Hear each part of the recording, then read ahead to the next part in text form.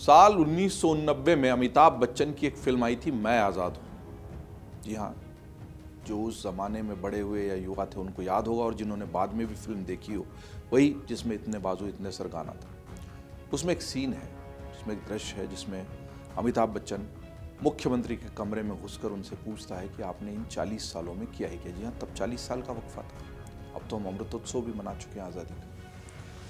तब वो मुख्यमंत्री कहते हैं कि 40 साल में हमने बहुत कुछ किया है, हमने ये कर दिया, हमने वो कर दिया, और सब कुछ एक साथ नहीं हो सकता। और तब अमिताभ बच्चन उनसे कहते हैं, वो डायलॉग है, जावेद अख्तर साहब का लिखा हुआ डायलॉग है, और उसमें वो कहते हैं कि आप शिक्षा नहीं दे पाए, रोजगार नहीं दे पाए, गन्ना किसानों के लिए उनके पैसे नहीं दे पाए, ये नहीं कर पाए, फलाना नहीं कर पाए, ठिकाना नहीं कर पाए, वो सब ठीक है। लेकिन उसी वक्त एकदम खींच के अपनी जेब से बोतल निकालते हैं अपने अंदाज में अमिताभ बच्चन, और ये जो गिलास है ना पानी का रखा हुआ सामने खाली, उसमें पानी भर देते हैं, गंदा मटमैला पानी, और उसको जहर कहते हैं। जी, आपको समझ में आ गया होगा कि आज बात को समझो मैं किस बात पर बात समझने और समझाने की कोशिश करने वाला हूँ। वो सवाल जो अमिताभ बच्चन ने पूछा था 1990 में अपनी फिल्म में जावेद अख्तर के लिखे डायलॉग के माध्यम से, वही डायलॉग अभी 77 साल बाद भी उसी तरीके से गूंज रहा है कि चाहे हम कुछ भी न कर पाए और उसके साथ साथ बहुत कुछ कर लिया हो, हमने अंतरिक्ष में यान भेज दिए हैं और हमने तरक्की इतनी की है कुछ मोर्चों पर कि हम गिनाते और उस पर खुश होते और फूले नहीं समाते हैं, थकते नहीं हैं उसको गिनाते। लेकिन साथ ही साथ उतना ही गंदा, मैला और कड़वा सच ये भी है कि आज भी हिंदुस्तान के हर घर में पीने का साफ पानी नसीब नहीं है। मैं दिल्ली के राष्ट्रीय राजधानी क्षेत्र के नोएडा में अपने स्टूडियो में खड़ा हूँ अमर उजाला के।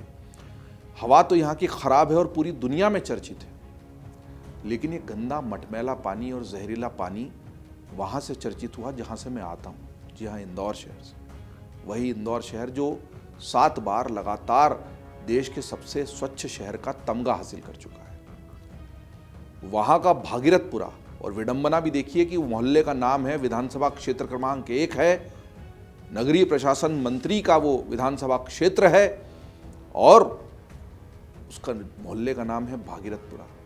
भगीरथी प्रयासों से ही गंगा इस देश में आई, जिसके किनारे हमारी तहजीब, हमारी सभ्यता, हमारी संस्कृति फली फूली और पली। वो भागीरथपुरा अब दुनिया में इसलिए बदनाम हो गया है कि वहाँ पर गंदा, मटमैला, जहरीला, कंटैमिनेटेड वाटर, खराब पानी पीने से 16 से ज़्यादा लोगों की मौत हो गई। अब 17 मौतों का आंकड़ा आ रहा है, और सरकार ने हाईकोर्ट में केवल 4 ही कहा है। दिक्कत यह है कि मैंने अपने संपादकीय में भी लिखा और कहा कि भागीरथपुरा तो केवल एक चेतावनी, एक अलार्म बेल है। पूरे इंदौर में, चूंकि मैं समझता हूं वहां के सिस्टम को, नर्मदा के पानी में सीवरेज ठीक उसी तरह से मिली हुई है जैसे कि इंसान की नीयत में खोट। कहाँ मिली है और कहाँ नहीं मिली है तय करना मुश्किल है। दिक्कत यह है कि पूरा सिस्टम गड़बड़ है। सीवरेज की लाइनें जो हैं वो नर्मदा की लाइनों के ऊपर से जा रही हैं, आपस में इतनी मिली हुई हैं, गड्ढमड हो चुकी है कि उस पुराने सिस्टम को सुधारने की बजाय, उसको प्राथमिकता पर लेने के बजाय हम शॉपिंग मॉल्स, फ्लाईओवर्स और बड़े बड़े सभागार बना रहे हैं। इनकी ज़रूरतों से इनकार नहीं किया जा सकता, लेकिन पहली ज़रूरत इंसान की क्या है? पीने का साफ पानी। सुबह और शाम वाटर सप्लाई होगा, और अगर कहीं लीकेज है, सीवरेज का पानी मिला हुआ है, तो नेगेटिव प्रेशर बनेगा और वो लाइन में घुसेगा, और वो आता है। 85 वार्डों में से 75 वार्डों में दूषित पानी होने का इंदौर में रिपोर्ट आ चुकी है।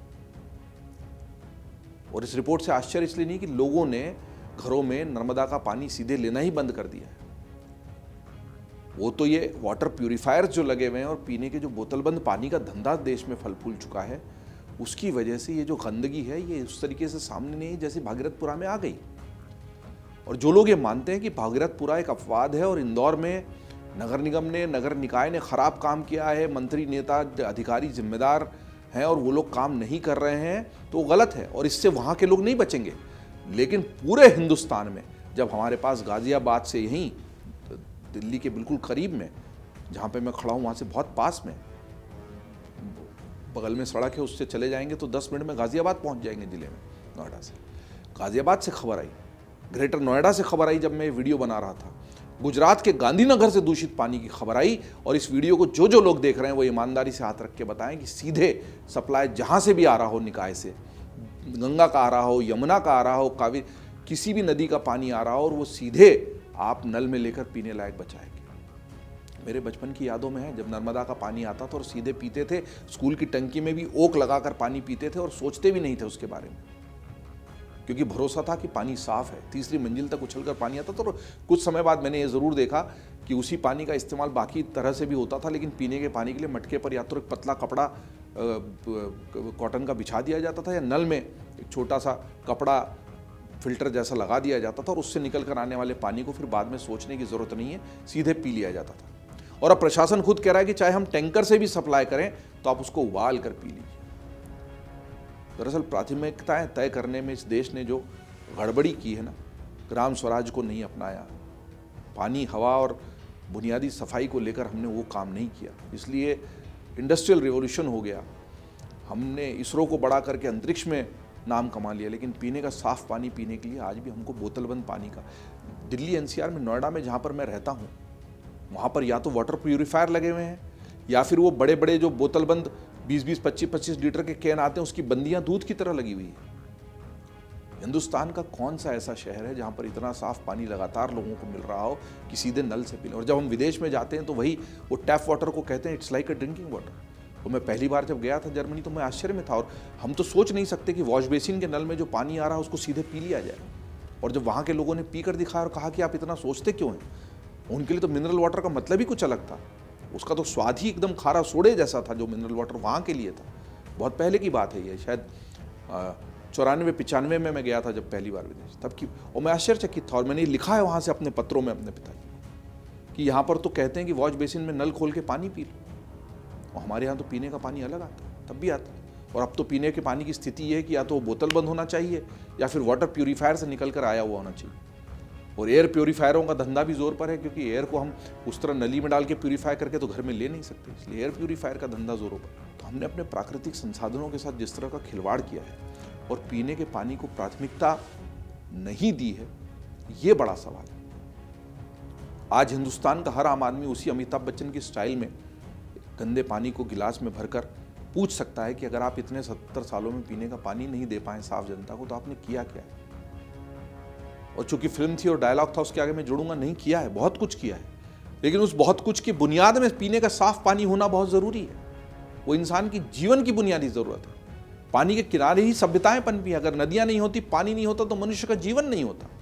और उस पानी को लेकर अगर हम इतने लापरवाह हैं कि अधिकारी भ्रष्टाचार पर भ्रष्टाचार करता रहे, कहीं सीवरेज की लाइन बदलने का टेंडर पारित हो चुका हो, उसको 7 महीने दबाकर बैठा रहे, तो फिर इतने सारे भागीरथपुरा इस देश में मिलेंगे कि गिनना मुश्किल हो जाएगा। और आज भागीरथपुरा को हम केवल इंदौर के लिए नहीं, मध्य प्रदेश के लिए नहीं, पूरे देश के लिए अगर चेतावनी मानेंगे, तो ही वो जो लोग बेचारे बिना किसी गलती के इस दुनिया से चले गए हैं, उनको इतनी श्रद्धांजलि तो मिल जाए कि इस देश में पीने के साफ पानी को लेकर विमर्श शुरू हो और पीने का साफ पानी पहली जरूरत बन जाए और उसके बिना कोई बात नहीं होगी, ये तय हो जाए।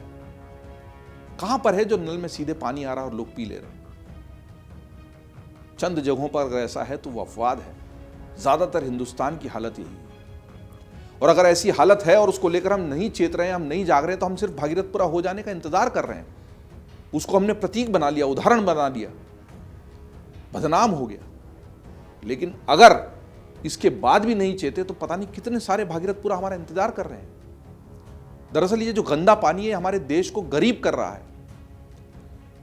आंकड़े देखें तो भारत में पानी से होने वाली बीमारियों के कारण सालाना 42 अरब रुपए से ज्यादा का आर्थिक बोझ हमारे देश पर पड़ता है, क्योंकि खराब पानी से होने वाली बीमारियों का असर है। 42 अरब रुपए, सोचिए यही 42 अरब रुपए अगर उन पानी की लाइनों को सुधारने में लगा दिए जाएं तो भारत में 50% से भी कम आबादी के पास पीने का सुरक्षित पानी उपलब्ध है। और ये आंकड़े हैं, डेटा है जो मैं आपको बता रहा हूं। अगर भागीरथपुरा ने झकझोरा है तो पूरा झकझोरना चाहिए। अगर भागीरथपुरा ने जगाया है तो सबकी नींद टूटनी चाहिए।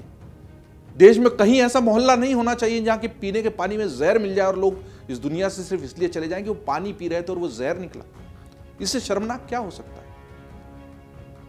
देश के लगभग 2 करोड़ घरों में ऐसा पानी आता है जो फ्लोराइड और आर्सेनिक की वजह से दूषित होता है। WHO यानी विश्व स्वास्थ्य संगठन यानी वर्ल्ड हेल्थ ऑर्गेनाइजेशन के अनुसार ही भारत में अतिरिक्त फ्लोराइड 19 राज्यों में करोड़ों लोगों को प्रभावित कर रहा है।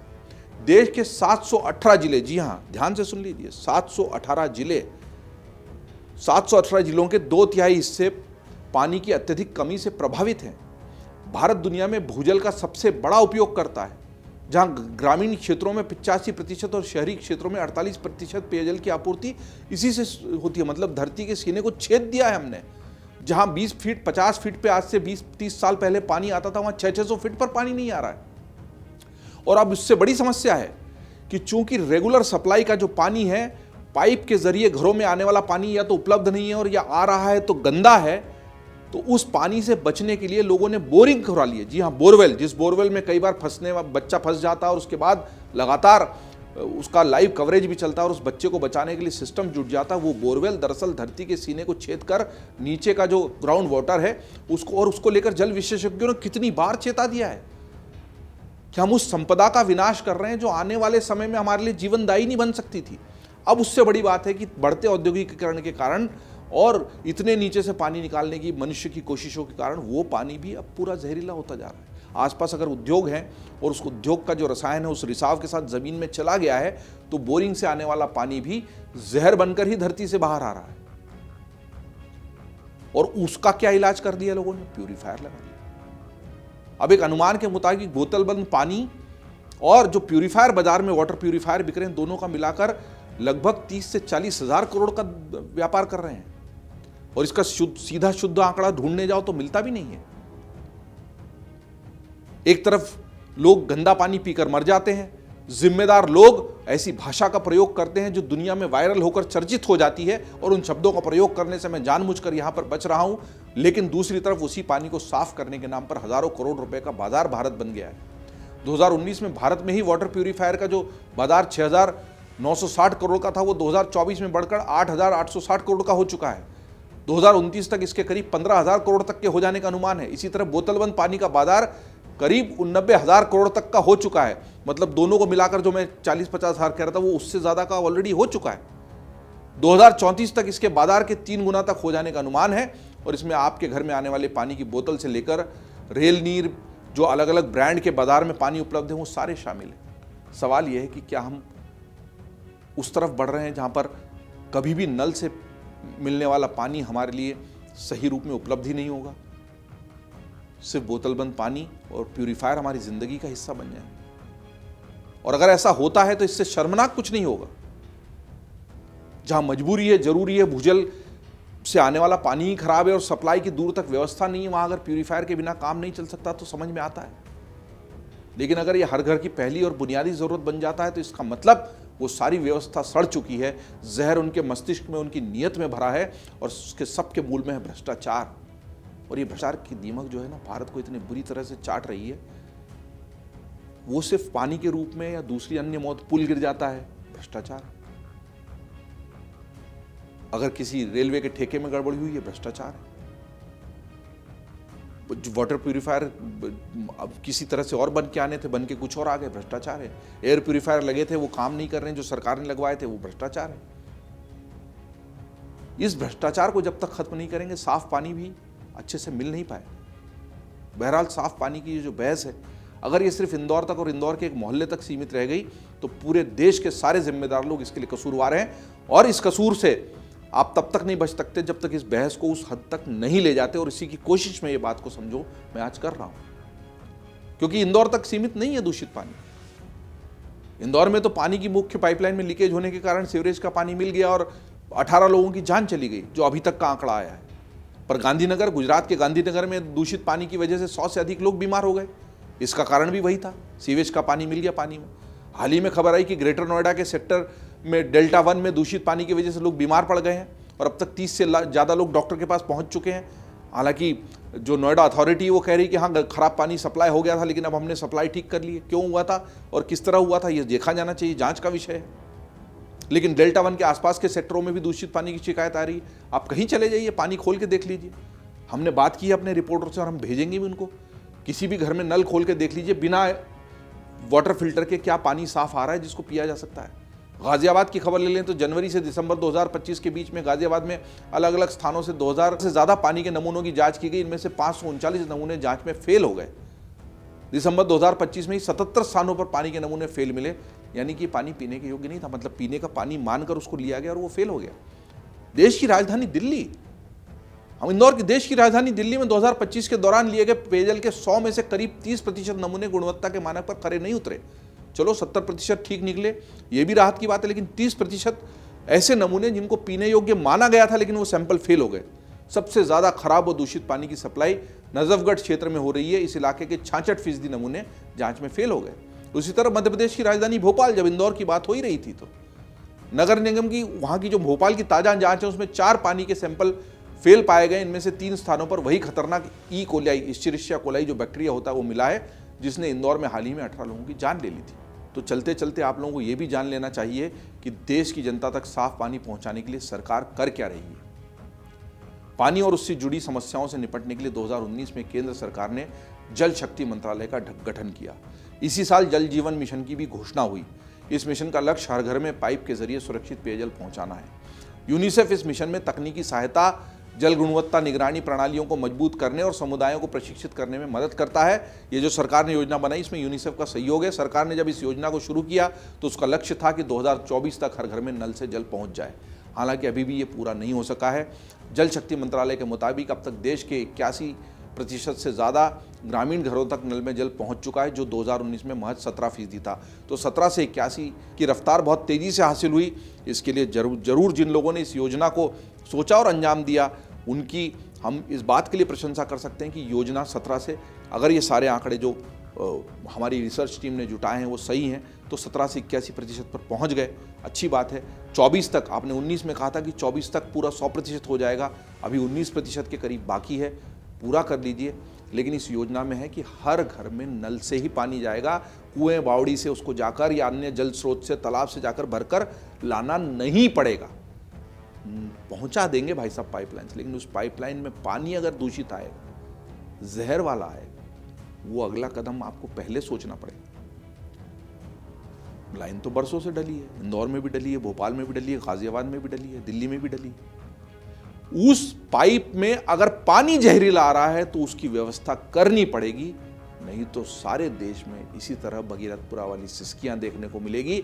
हम आरोप प्रत्यारोप लगाएंगे, कुछ अधिकारी सस्पेंड हो जाएंगे, किसी नेता का बयान वायरल हो जाएगा और बाद में हम किसी दूसरी खबर पर बढ़ जाएंगे। हम सोचेंगे अमेरिका आखिर वेनेजुएला में कर क्या रहा है और वो भी हमारे देश को प्रभावित करता है और इसलिए चिंतित होना चाहिए। लेकिन जब पीने का पानी नहीं मिलेगा भाई साहब, तो ये सारी चिंताओं को करेंगे क्या?